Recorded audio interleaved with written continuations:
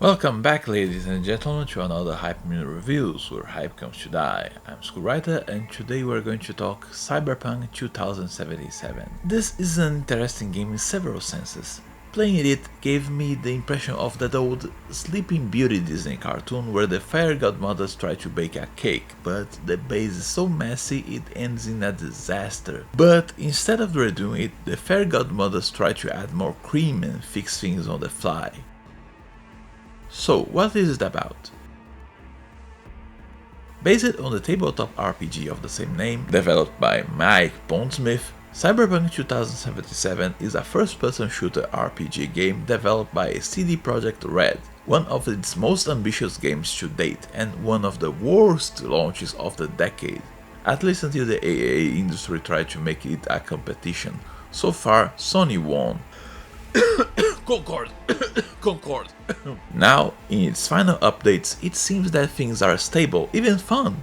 I have never played the original build of the game, so I won't be able to say what changed and if these changes were for the better. I never played the tabletop game either, but I watched the Edge Runners anime by Trigger, which made me interested in this game. Now, in an alternate world where things developed far differently and worse, the majestic Night City seceded from the United States to become a behemoth under constant warfare of megacorps. In this chaotic, bleak scenario, V, a mercenary, is preparing for the heist of the century, nabbing a prototype chip from the Arasaka megacorporation, one of the most powerful and dangerous companies in the whole world. It's a high-risk job that will involve their best friend Jackie, the fixer Dexter DeShawn, and the mysterious Evelyn Parker, and soon V's fate will intertwine with the explosive Johnny Silverhand, a rocket presumed dead 50 years ago. Visuals. If there is a thing that caught everyone's eyes, it was the visuals. And the bugs. But mostly the visuals. I won't hold out the praise because Cyberpunk 2077 may have a ton of problems, including the visual bugs, but it's one of the best games of the decade in matters of tying overall design, level design, and cinematic directing in an immersive experience. Let's start with the designs. From the chromatomes of several societal layers like rich, poor, mercs, soldiers, civilians, to different maps both in wealth and location, things are designed in a perfect mix of realism and the cybernetic fantasy. Different gangs sport their own styles of clothing and augments, rich people have implants lined with gold, and there are several styles and pieces of clothing for V to wear. Important NPCs have their own slick and memorable designs without overlapping. Color palettes and schemes are good and well used. There is very little to complain in this aspect. But again, what pulled me in was the integration between gameplay and visuals, with areas being built in order to facilitate storytelling and impressions of this giant, sprawling behemoth of a city destroyer of dreams. The city map itself and its streets, the buildings, and the inner maps of the dungeons were made in a way to be naturally cinematic, as in, you're driving and get into the highway, immediately you are blown with that giant vista of immense skyscrapers heralding the city. Get into a smaller block, just go down the street and you're welcomed to the hollow gardens of the Asian block. Again, this is not just in the macro level, this is also in the micro level. Start at a job where you have to go to a digging motel to find your client. The motel itself will be made in a way that to enter, this line of sign will automatically align as if it was a noir movie, with the client waiting by the window. At first one may think that this is the basic for first-person games like Fear. But then ask yourself, how many first-person games are cinematic in this gigantic scale? Cutscene directing is also really good, using movie techniques such as differences in pacing, focus on tension, slow pans, which again turn into a feat when you take in consideration that everything is limited to the first person. Directing even uses pregnant pauses. Overall body language from all characters is really well done, from Jackie being shown as insanely nervous during a meeting due to how he's twitching his leg, to V's status of mind being shown by their hands, happy, frightened, tense, and if The Witcher 3 lip syncing was already really good, here is downright masterful. Lighting is used superbly as well. Sadly, not everything is roses and sometimes the character models act a bit stilted, especially during bugs, clashing badly when they act in more believable ways. Speaking of V, the character creator has some neat choices. You can choose their sex, genitals, size, etc. And akin to Mass Effect, V has a specific voice if he is a man or if she is a woman. Considering this is a cyberpunk game, it's also no surprise that there were several different tones of skin, cosmetic cyberware and hairstyles to match. And of course, this being a cyberpunk game, there are references everywhere from how characters talk, dress, minigames, whole quests, random events. There was an interesting focus on Keanu Reeves' legacy of cyberpunk characters. Virtually every single one of his roles was referenced here and there in one way or another. If I had to complain about something, it would be, well, the bugs. The visual bugs aren't as plentiful as the gameplay ones, but they are still there in such a scale that when a sandstorm hit the city, I thought that my video card had gone sideways. So by a long mile, this is the best part of the game. Gameplay. Well, if I didn't hold my praises, I won't hold my criticism either. The gameplay is a disjointed mess. It's playable, it can be fun if you don't pay attention to the loose wires, it's not as bad as people painted it to be, but even without checking the previous versions of the game, it was painfully obvious that there wasn't enough time building up a solid base, and what followed was a patchwork after patchwork trying to fix the large gaps, but creating smaller problems in the middle. As a first-person shooter RPG, the player has the standard fare of weapons, access to cybernetic implants to modify gameplay, the possibility of using a cyber attack to hack their enemies, drive vehicles, and so on. Character progression involves several different parts. You have the main levels that give you attribute and trait points to distribute as you deem fit, but skills have a linear progression depending on how much you do specific actions. For example, busting a door open will grant you experience in the solo skill, while opening it through technical means may give you points in tech or netrunner. You also have the possibility of crafting guns, gun mods and programs, and upgrade specific iconic weapons and cyberware. The player can wear several different pieces of clothing, but the vast majority won't affect gameplay. Only some pieces give some tiny bonuses such as extra armor or easier hacks. Combat wise, I played this game on hard, and while the first act was indeed challenging because of the lack of power and resources, as the second act rolled in, it became so easy I had to refrain from using whole mechanics in order to keep things at least fun. As a first-person shooter, the player has several options ranging from melee to throwable weapons to pistols, submachine guns, shotguns, the whole shebang of what a FPS brings to the table, with the exception of a rocket launcher. Excluding one weapon or two, all guns have three variations: the power weapons, which are straightforward guns with more damage, and through a specific implant can ricochet bullets, the smart weapons, which upon locking on an enemy if you have the right implant, fire homing bullets, and last but not least, the tech weapons that, when charged, can fire through any sort of cover. Any sort of cover. And unlike the other two categories, you don't need an implant to use the charge attack. The balancing aspects of the weapons also includes what sort of mods they can use. For example, you can attach muzzles only to power weapons, but modding is another gigantic problem that will be dealt with later. For now, let's just focus on the guns themselves. In a firefight, speed is key, so with smart weapons needing precious seconds to lock on a target and the support damage, and ricochet weapons being somewhat situational, at first I stuck with tech weapons. And then I realized that there are many ways to break this game's difficulty like a twig, and by accident. Combat itself is clunky. For example, I never know if the enemy is in proper melee range, and it's bizarre to see V-Tank heavy machine gun fire like a hot shower, and then crumple like wet tissue because a low punk gave him a 3-hit punch combo. There are the usual counters and blocks in melee combat, but I prefer to use guns. In a firefight, I realized that I could breeze everything with a simple combination of the ping command that highlights enemies in the whole map and shooting from the outside of said building or from another room with a tech weapon.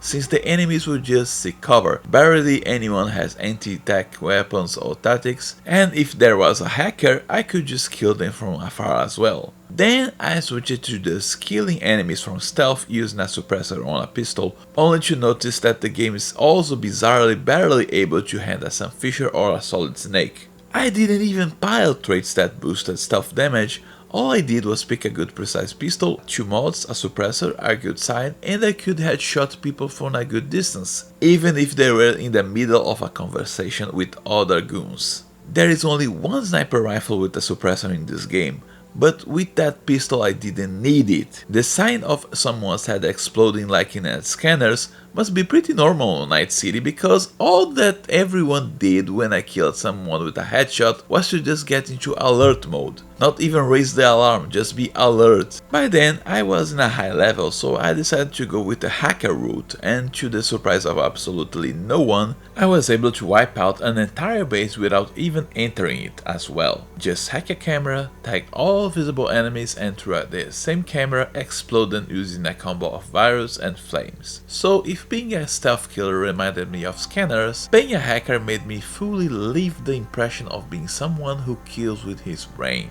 In the end, no. The enemy AI isn't well adjusted to find and fight a player that can resort to multiple tricks. The source of the difficulty will be mostly come from waves of enemies thrown at you and meathead foes who can simply tank what you have to dish, dishing enormous amounts of damage in return, which made the last boss far more annoying than thrilling to fight. Another problem that turned into a snowball was the progression and escalation. This is a huge game, and it's easy to cap max level by half of it. Thus I started swapping weapons and mechanics because I became downright bored by using the same gear over and over and over. But this obviously won't affect everyone. Bizarrely, the majority of the game heavily emphasizes specialization while some aspects punish it, and the progression system of challenges make things worse. Each attribute focuses on a different specific aspect of the game. For example, body focuses on shotguns and hammers. Techie will help you with cybernetic implants and tech weapons. At first, this doesn't seem to be like a big deal. You will be able to max 2 of your attributes, 3 if you are really eager for it and make some serious sacrifices somewhere else. But then you see that the game still hasn't ended, and you are locked into an over-specialized build. If you focused on shotguns, using rifles won't be as good or damaging. If you went with tech weapons, everything else will be worse. Challenge ratings based on attributes grow with the character level, meaning if you needed 5 of body to pry some bars, if you triggered this quest at the higher level, suddenly it will be 15. Thus, if you went jack of all trades, you're screwed. I felt that this progression system was meant for a game with 1/3, no, let's be more generous, half the size of Cyberpunk 2077, so you could easily restart the game with another build in mind. And then make things worse, the skill system gives better bonuses if you don't specialize. Each level of said skills give rewards, and the base rewards are universal, such as bigger carrying limit or expanded tolerance of cybernetic. This pushes the player into trying several styles they aren't geared for in order to get said bonuses. Luckily, the Phantom Liberty DLC mitigated it with missions that reward players with extra skill XP bonuses. But this is for the end of the game. Let's go back a bit with the progression system and show how screwed things got. As usual with most modern RPGs with looting systems, there are grades of weapons ranging from white, going to green, blue, etc. till orange double plus. To craft these weapons you need materials which can be gathered or dismantled, and the schematics are found on by looting stuff or being bought in shops. You can also craft and attach mods. Crafted weapons will more often than not have less slots than a weapon found on the wild, but those will often have mods of their own. You can't upgrade any weapons unless they are the special iconic varieties. So far, so good. Except that you can't remove specific mods and you can't make any weapons of the plus or double plus variety. Meaning that once you reach the final stretch of the game, suddenly the whole crafting aspect is thrown to the window unless it's to upgrade iconic weapons. And suddenly trying to find a good double plus weapon will be an insane hassle because none of the shops sell them, and the enormous majority of the weapons you pilfer from enemies will come with lesser mods that you can't remove, which severely cripples modding overall. After all, why would I waste my orange mod in a weapon which already has 2 green mods? It's nothing that will break the game, but it's a frustrating dead end because the overhauls were done out of desperation, and I can't even craft weapons with different paint jobs. If I'm going to explode the head of a corrupt cop with a shotgun, I'd love if I could make it pimp gold or Barbie pink. Okay, I went this long and barely scratched the surface of this mess. Now let's get into the hairier bit. The clothes. No, I'm serious. The most bizarre aspect and the one that best shows the mess of patches is the clothing mechanic. It affected the whole game in a bizarre Rube Goldberg billiard domino machine. V has the option of changing clothes, from jackets, helmets, masks, etc. I haven't played the original versions, but it's pretty obvious to me that at first, clothes gave different armors and bonuses, because they are still listed as tiered akin to the guns, ranging from white to orange qualities. It seems that at first people went with bizarre combinations ending looking like clowns in order to min-max attributes because there is an option akin to Monster Hunter to just slap a skin over it. And that does make sense, until you realize that very few clothes give any sort of bonuses whatsoever anymore. You can buy clothes, the majority but not all will be available for this skin system, but most will clutter your inventory and weight you down. Why not just buy the clothes for the skin system and then leave the pieces that matter to be equipped, or just slottable small bonuses akin to mods? Just one per piece. Anyway, moving on. Because the clothes don't offer shielding anymore, the only way you can survive a shotgun blast to the face are cybernetic implants.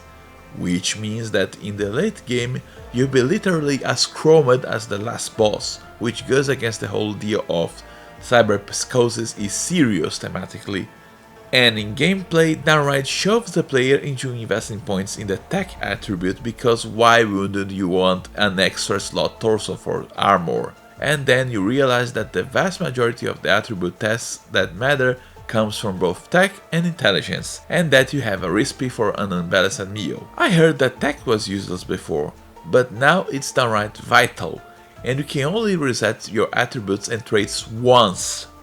The cyber-res system also became a mess, because most of it is nigh useless unless you want to min-max, since a chunk of it is extremely situational, like killing an enemy in melee gives me 3 seconds of uninterrupted dashes.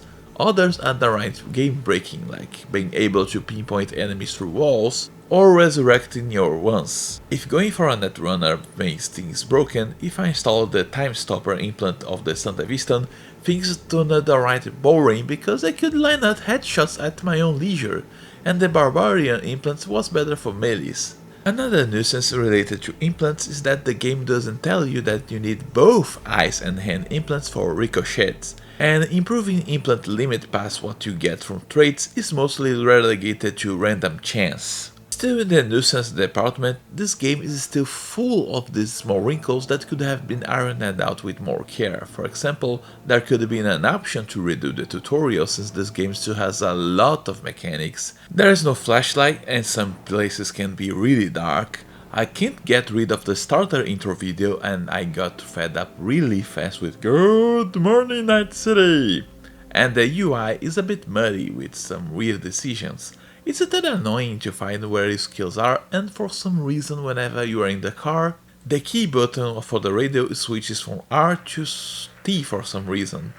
Why? Now, going to the gameplay positives. The quick travel system is really solid. If there is a point of interest, no matter how far in the map, there will be a quick travel spot to save your patience. It feels redundant with the subway, but I won't complain from too many options. Driving is a somewhat weird affair, since some of the cars will handle as if they had tires made of butter in roads made of ice. But tied to the cinematographic scenarios, especially since Johnny can hitch a ride, driving is an overall pleasant experience. The auto drive option for most cars and being able to call cabs to drive you to your destination makes exploration interesting, with points of interest popping up around as you drive. Speaking of, there is a nice cycle of exploration. You have some missions placed on the map, and as you drive to these places, Points of interest show up on the map and are kept there until you need them. So to unlock the fast travel spots, you have to go there first. The updates also brought several repeatable activities, such as race and car theft. And even then, there was already a lot of things to do, such as side gigs, hunting for cyber psychos, helping the police. One thing that you can't complain about this game is that there was nothing to do. That was a lot of ground to cover. One thing that I must reiterate is that the whole mess is detrimental to the game, yes, but it doesn't make it downright bad. I played really bad first-person shooters like Fire Warrior, yes.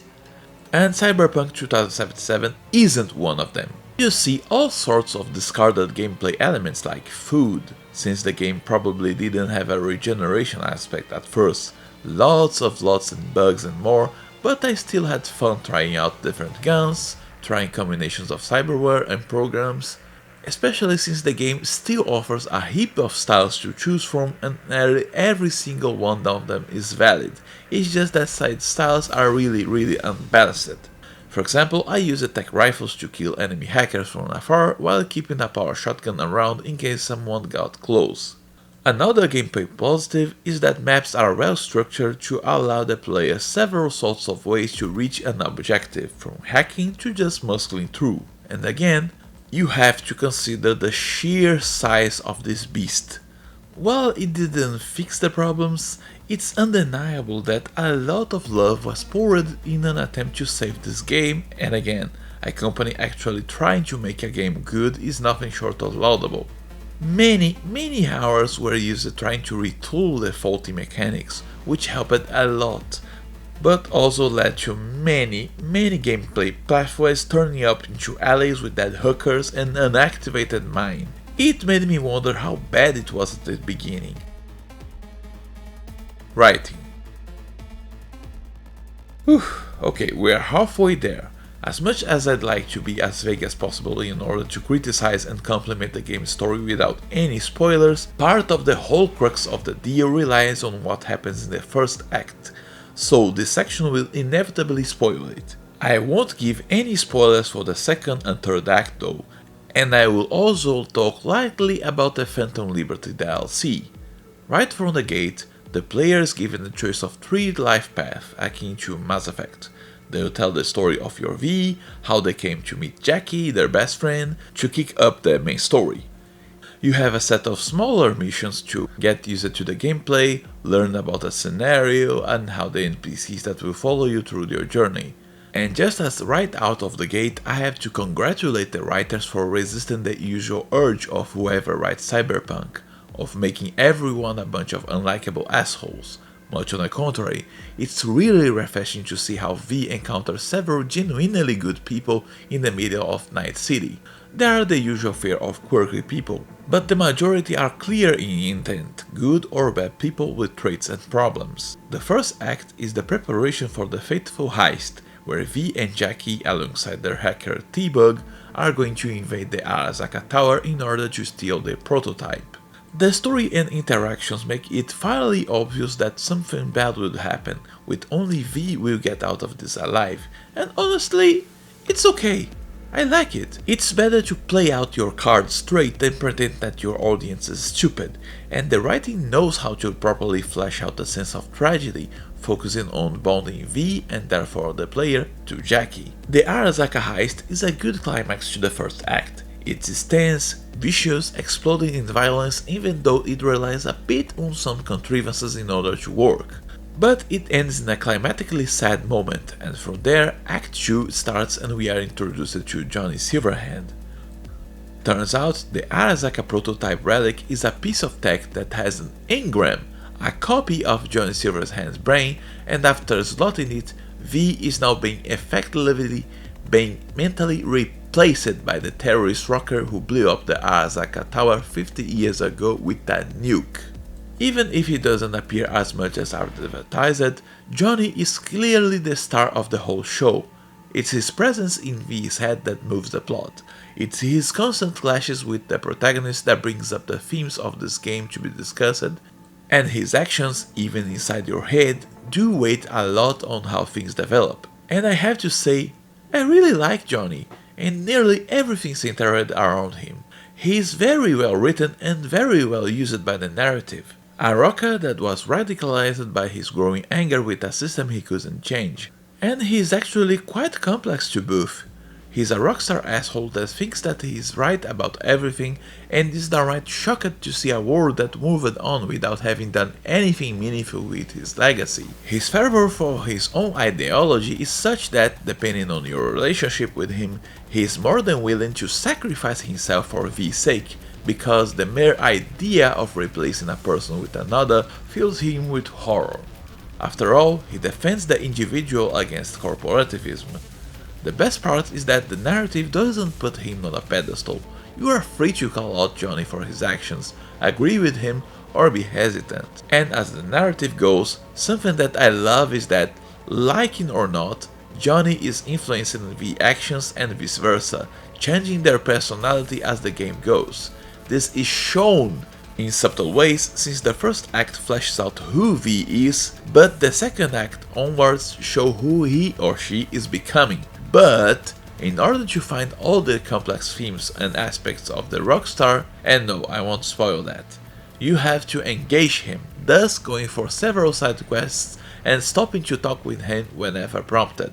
It's a really nice, gentle incentive for the player to explore and pay attention. From there, the main quest develops a nice theme of facing death, coming to terms with mortality, pondering about it.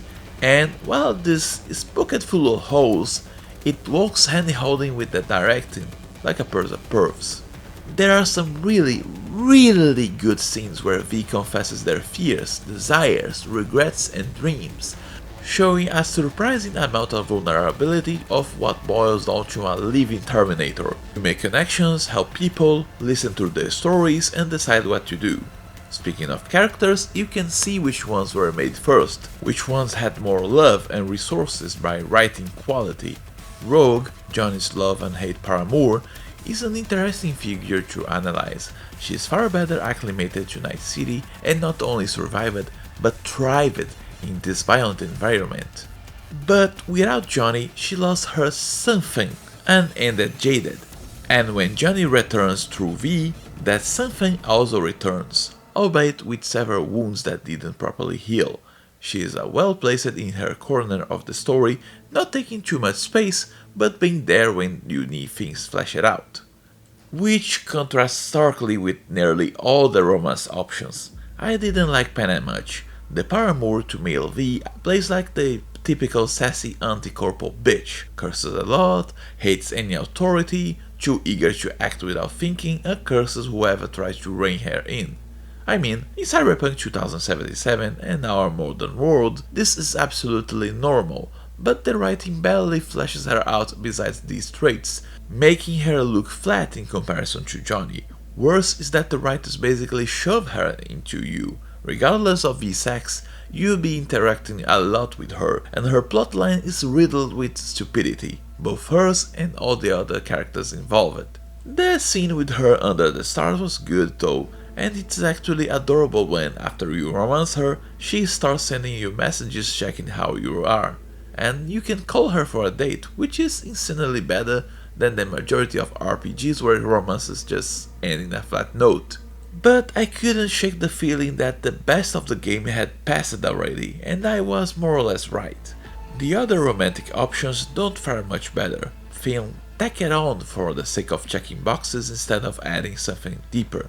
For example, Judy and Carrie are both better written, offering a tad more complexity, but as romance options, they felt as if someone from the team went, hey, they could be romance options, after these characters were done. Overall, the characters and their interactions are the highlight of the story because, well, the quest department feels like throwing a bath bomb into an Olympic pool.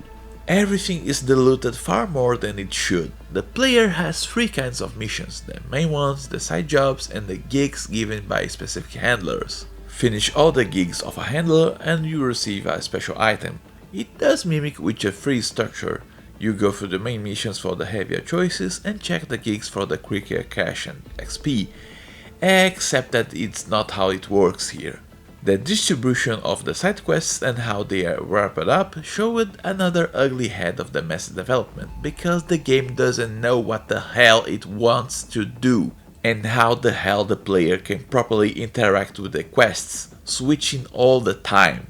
Some quests only reveal themselves fully if you follow a specific life path. Point in case, a quest called Only Pain has the player facing cops that are beating a man to death. The game doesn't explain the situation on purpose, so the player is led to believe that this is just pure police brutality. Now comes the kicker. I killed the cops and had the high enough reflexes to pass the Dialogue 3 tests. But all I got was money and some shady answers. Turns out, in a game about a cyberpunk dystopia, the first time I meet cops acting like cops, they are beating a person for an actual good reason, since the guy is responsible for an innocent kid falling into a coma, but he's protected by corporations. And the only way I can fight this is if I chose the street gang origin. I was baffled because up till then there was several ways of discovering this sort of info during quests, like an intelligence or charisma test.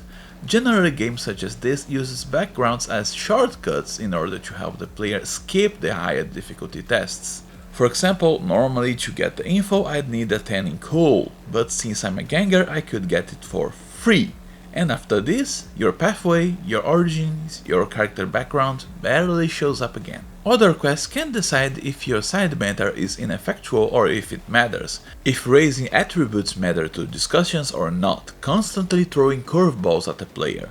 I hated the Beast and Me quest because after an entire game where banter through the phone didn't matter, suddenly it did. And the options that could have saved a person in this quest were hidden behind that "this will obviously cancel the mission" dialogue choices. Or the game suddenly switches approaches again, and after the vast majority of dialogue attribute checks being for extra flavor tests, suddenly the game switches to demanding impossibly high numbers for an optimal solution, like the Delamain quest, where to find the happy ending I needed to maximize intelligence. And to muddle things even further, you see many times the Witcher 3 styles of the lesser of two evils, where the player has to make a tough choice, but the absolutely majority of these will fail due to varied reasons. Some doesn't give enough information for a harsh, difficult decision, since they don't have time for such, these being gigs.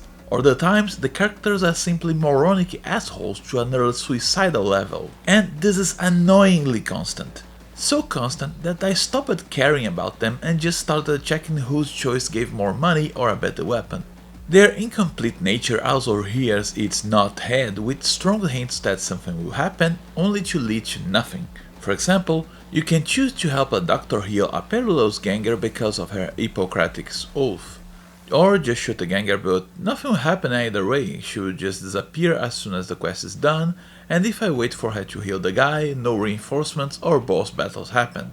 Outside of that, there are many jobs, side gigs, events and such, and the vast majority of them boils down to going to a spot and killing everyone around to find an item, mail, etc. There are far too few gigs with bonus objectives that shift the gameplay, such as offering a bonus reward if V isn't detected, or investigations that use the brain dances. These gigs are perfect to turn your brain off and just go around slaughtering gonks left and right, but again, scattered through them there are missable collectives, or what seems to be a straightforward mission suddenly pulls your rug and affects the game in the longer term. Now, amidst all these scattershots, when the writing hits, it really hits. Between the brainless dances and the firefights, there are some hidden gems of scenarios that are really good, reminding me of the writing quality of Witcher 3. For example, the side mission of the Christian prisoner was really well done, and I'm not ashamed of saying that it shook me to the core. As in, I needed to take a break from the game just to properly digest what had happened. Or, sometimes, missions would offer really good dialogues with NPCs such as EFA Agent or Johnny, and the story allows itself to be silly and comedic from time to time. For example, the gig spoofing hard-boiled detective novels, and the gig where a man replaced his dick with an implant and it caught fire. These scenes marry perfectly with the directing and the soundtrack, The superb voice acting bringing life to this dystopian world full of people with dreams of a better life. And for a moment you forget everything else. In the middle of this electric party of loose wires, the Phantom Liberty DLC arrives with a fresh coat of paint. It does offer a fresher and different point of view of the Cyberpunk 2077 world, fleshing it out even more, and the characters are interesting in their own right. Bizarrely, it has its own problems mirroring the main story, but I will leave that for the spoiler section.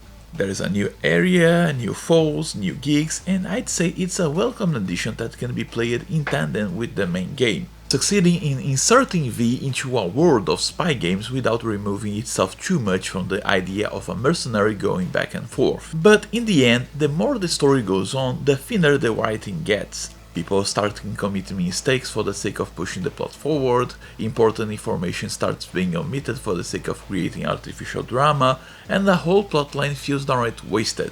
And while I won't give spoilers right now, I can say that the ending is just bad. It's really bad. It's borderline awful. I heard a lot of people say that it's meant to be bittersweet. No, it's just plain badly written in a rush. I saw well-written sad and bittersweet ending, and this isn't one of them. Don't get any good expectations of anything, or else you'll be frustrated. If the gameplay felt like people desperately patching a sinking ship, the writing feels as if they only had materials for half of the bow, and the answer for why it's such is simple. You can tweak a gameplay to your heart's content, just look at No Man's Sky, but you can only change the story so far since it involves thousands of recorded lines by real-life actors. And considering how ramified every single action and every single plot in this game has, trying to change even a small plot could end up catastrophic to the budget. It's mostly sad. The brunt of the writing isn't bad, but the rushed development basically sabotaged a ton of potential and ended with an empty grand arc that made me feel tired instead of inspired. If you play this game, just enjoy the ride for the ride itself at your own pace and leisure and not the destination. Because it's when the game drops the pretenses of a grand narrative and let things get simple that it shines more. And I was far more interested in several characters when they were talking about their lives while sipping coffee, sharing their difficulties than in the bigger schemes of megacorps that I couldn't be able to affect in a world far too large and depressive for me to care. Soundtrack. Thankfully, after such a long review, for an even longer game, this section will be brief and straightforward. The soundtrack is really good. It's divided into two main spots, the background music and the radio music. The radio music is so good with several bangers that I'm honestly sad that whenever you get into combat, the radio music is shut off, because listening to Resistance Disorder by the Cartesian Duelists as you blast away scavs is far better than the scav combat music itself. In fact, well, I'd say that the musical direction is really good, tying superbly well with what's going on in the scenes. The overall orchestrated soundtrack can be considered just good, except for two tracks. The Valentino's combat theme is a work of art in the sense that it blends three different genres, the techno and the Latino genres of salsa and reggaeton. It's not only good, it's so good I actively picked Fight with Valentino just to listen to it over and over. The second most important music I want to bring in is the star of the whole soundtrack, the Rebel Path. Normally I just gloss over soundtracks because I'm not an expert in music, but this deserves a deeper analysis. It's the track that plays during John Silverhand's flashback when he invades Arasaka Tower, and its composition is superb, with a tense electronic background mixed with a cello to show the tragedy of the situation before the track explodes in violence, and it allows each instrument to have its part, to breathe and leave its impressions before switching over. No wonder everyone talks about this, and it shows how much love the devs have for this game. Voice acting is absurdly good as well. I could only listen to the English VAs, but their work and the lip sync are really good as well. I heard that female V was the better of the duo, but I play as male V and his VA was really good at showing a toughened, sarcastic bastard that hid a deep emotional fragile core when he was faced with imminent mortality. He knew how to be tender, or hard, or bitter with a blink of an eye, and the scene where he is told that he has a very short time to live and his confrontation at the whorehouse are stellar. Now, onto the star of the show. I've talked about Keanu Reeves' acting before, and I will say the same thing here again. Keanu is a scalpel. He is really, really good, but only when in a very specific task under a really, really good director. His best roles are of either constrained people about to explode or chill people who are above normal dramas. Deviate even a millimeter from this and he turns into a living wood statue. And here it feels like the directing was banking so hard on Keanu being Keanu and his previous roles in the cyberpunk genre that they let him just go with the flow. This was a bad move, but it also resulted in a fascinatingly and bizarre situation. Whenever Johnny is being serious and dramatic, Keanu gets wooden and it feels as if he's squeezing his line between his teeth. But whenever Johnny is just bantering with V, cracking jokes and being a smartass, suddenly he turns really good, which elevates the situation. Which is extra bizarre since Johnny is the perfect role for Keanu on paper, so in the end, pretty much like the art, there's little to complain about in the soundtrack department. Final thoughts. This game is impressive in the sense that it was fated to be a bomb, started as a disaster but managed to pull itself off and be entertaining. Sadly, no matter how many patches and retoolings, akin to the cake in the Sleeping Beauty, the problem was the base itself. Crooked, underbaked and messy, and just like said cake, no matter how much frosting you added or layers, the base was still a mess. And a mess it would remain. To save this game, you'd have to basically start from the end of the first act, as in bake a new cake. On the other hand, it's still cake. I don't know if it could ever have been the grandiose feast it promised to be, but what I got was an overall fun game and a fun experience absolutely riddled with problems spawning from its turbulent creation. I can only recommend people to buy this game in a sale and play it knowing the ride they will get into.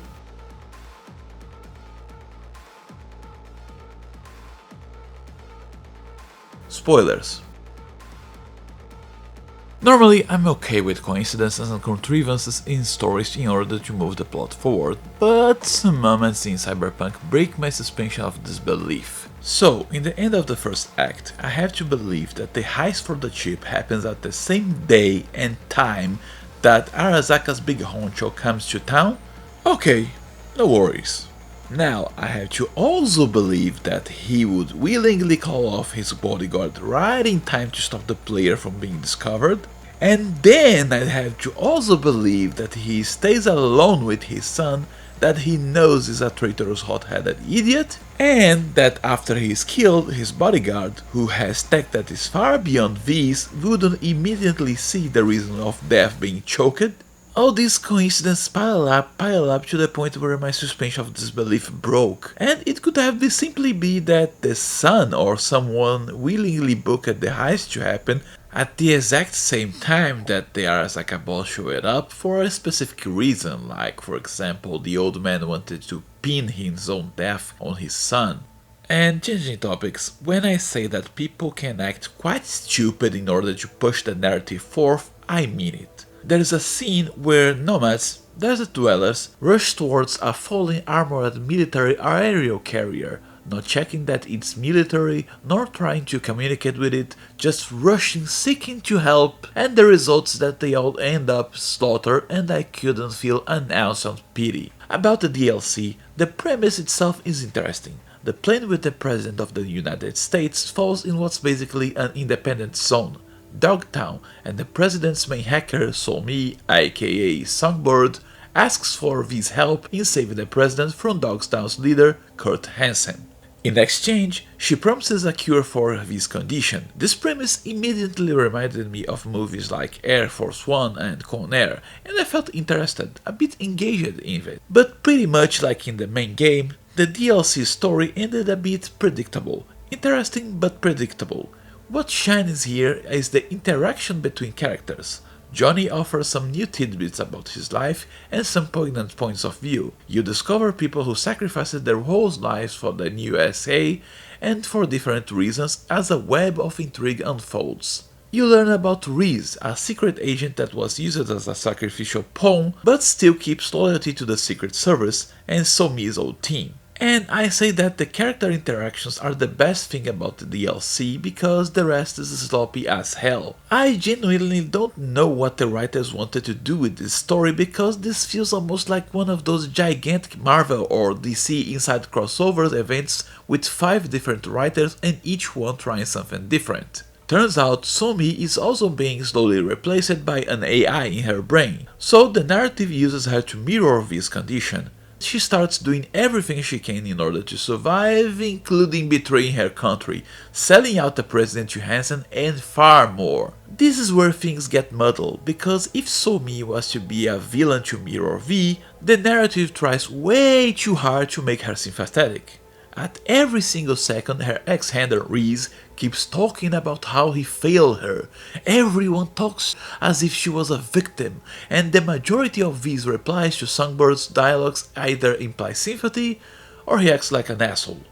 Now, if they wanted her to be pitiable and or want everyone to be unlikable, if the idea was to make a sad story where no matter what you do everyone is screwed, the writers tipped the scales way too much against Somi because my god, that woman's a gigantic hypocritical genocidal egocentrical bitch. Turns out, she never intended to have V in the first place and was manipulating them for her own survival, and in the name of said survival, she teamed up with a known terrorist who shot down a plane full of innocent people. She cries that she didn't know that a known unhinged terrorist with a grudge against the United States would be ruthless, making her a gigantic moron. She kills an entire stadium full of innocent people and has the gall to blame V and whine about how V doesn't understand her. And when you pried into her brain, while the Secret Service did screw her over, she was far from an innocent victim, acting like an unhinged idiot from the get-go. And on the other hand, the worst thing that Reese does is kill 2 hackers in cold blood. While I do agree that this is a shitty move, and shows how he uses people as expendable assets, it pales in comparison to what Songbird does. So I had no problem in siding against her. What I had a problem was, Kurt is a really interesting villain, a mirror from the Arasaka goons. He is a militaristic man who was able to carve his own path in this chaotic world and has a good, keen sense of business. But I'm only allowed to fight him if I choose a specific path? Who the fuck locks a climatic battle against the main villain in a choice? And the battle against him isn't even that climatic because you're just chasing after Somi. Still, it's quite a cool fight, but not nearly as climatic as it deserved to be. The DLC keeps shoving choice after choice after choice, which leads to frustrating results and an unsatisfying conclusion. In the end, you have to either let Somi, who backstabs you, go to the moon, give her to the USA government and she will be used as a weapon, but you get a cure, or if you kill her either due to pity or to prevent the USA from using her, you get jack off, making this whole DLC pointless. And I will come back to this later because now let's talk about the ending of the main campaign. There are 3 branches to go through. You do some research on a possible deal with Arasaka in order to reveal to their directors who really killed the CEO, you can go to research for a possible cure, and you develop your relationship with Johnny. Basically, after going through all the game, making all sorts of researches, everything boils down to either talking to a bunch of people and having a small fight in an obvious bad ending, or just storming Arasaka building from the front door. While the latter is actually quite awesome, it feels anticlimactic and simplistic in comparison to everything you did, alongside completely throwing all the time you forcefully spent on the Arasaka quest to find the truth. Both these questlines could have been easily tied up, like using the chance of getting to talk with the board of directors to sneak in and from there you do your rampage. The Storm the Castle moment has a really badass music, a callback to Johnny's invasion of the tower, but the level itself is bland and straightforward as well. But the worst thing is the ending. I consider this ending awful not because it's sad or a downer, but because it's really badly written. After everything you've done through the whole game, finally killing the last boss and getting to the core of everything, V is told that even if they pull Johnny out, V is screwed and will die in 6 months. At the literal last second. As if the writers went, oh fuck, we can't have anything even remotely good about this scenario because Cyberpunk's depressive. There is, honestly, a fucking bullshit excuse made in the laziest fucking possible way, where V is told that the engram started rewriting their body with Johnny's DNA, and thus, if his own engram was placed, his body would reject him and he'd only have 6 months to live. But if he allows Johnny to take over, he'll have a full life. Whoever doesn't get the body becomes the entity in their internet. First, why not say just we can halt the engram but the damage is done and your lifespan will be halved, but if we let it continue, Johnny takes over and the engram completes the absorption which skips the DNA altering bullshit. Second, why not drop this bomb in the middle of the game so the player can mull it over instead of the last fucking second, as if the developers wanted to rob any sense of a good ending. Third, why not let the player fuse with Johnny Silverhand as it was hinted in several spots through the game? Was it because it was too good for the setting? Was it because it would be genuinely awesome? Would use their conversations about becoming something new, their chemistry as they started to respect and learn from each other? The kicker is, there are several different endings, but it basically boils down to choosing who follows you into the Arasaka suicide mission and who dies in said mission. The differences between endings are minimal other than that. There is a special ending, but to get it you have to basically check a guide online because it's insanely unintuitive and boils down to no friend of yours dying in the Arasaka raid. And now, returning to the ending of the DLC. This is imbecilic, moronic idea that there can't be a happy ending and things must be sad pushes things to the level of hilariously bad, because if you let Songbird be taken by the USA, they do hold their end of their bargain and save V through a surgery. Said surgery is so stressful to V's body that they can't use implants anymore. V gets a job at the USA, they live, but their time as an edge runner is over. That by itself would be okay, that would be bittersweet enough, but no, it wasn't enough because nearly every single person whose lives you saved, changed, helped, abandoned you or treat you with disdain as if you had pulled the easy way out. It's even worse with female V that romanced Judy, because after all these special moments including scuba diving, it ends with her ditching your ass and marries someone else in 2 years. After this ending, I was absolutely livid. Metal Gear did hold you have X time to live far better. Planescape Torment is one of my favorite games of all time, and it has a good bittersweet sad ending. Chinatown is one of my favorite movies and the ending is absolutely depressive. It's not a matter of being happy or sad, it's a matter of just letting the story itself reach a good conclusion and a good writing. And you know what? It's fucking possible to have a goddamn happy ending in a hellscape such as Night City. Neuromancer, the novel that's basically one of, if not the origin of the cyberpunk genre, has one. Case, its protagonist, realizes that after the whole deal in the novel, while being an edge runner made him feel alive, the best thing to do was to get out of the game, and after that, after quitting, he lives happy! Now, to not end this review on an angry note, let's go for some good spoilerific facts about this game's story. I think that this game is a really good with LGBT representation. Even if I disliked her questline because how it threw curveballs at me, Claire is a really good example of LGBT character whose traits are organically inserted into the narrative. Her being trans is part of her background but not the source of her anguish. As in, it's not the stereotypical LGBT story where she's sad because being trans make people hate her, or she can't be with the one she loves, etc. Being trans is actually the source of her happiness, since her husband being with her during her surgery and post-op is one of the reasons why she loved him so much. Her source of anguish was, well, her husband having a bad case of Desert in the Concord. But that's not the point. Now, about Johnny. I absolutely loved how nuanced and complex his writing is, but you only discover this if you engage him and pay attention to what he says. Going after quests related to him, Johnny is a tormented artistic soul that was radicalized by how he felt powerless about changing his world through his art. He had a life of betrayals of ideals which pushed him into relying only on his own ideology, and this radicalization made him what he is, but also burned every single bridge he ever had. He is very cultured, knows about art, literature and philosophy, and is also a sensitive soul that can reach out to the plights of others, and surprisingly insightful about other people whenever he isn't a dick. But he also is so buried in his radical anarchist rockstar persona that as soon as you point out his traits, he will immediately make excuses for his behavior and try to reinforce how much of a badass, awesome loner he is, and burying himself in bitter sarcasm.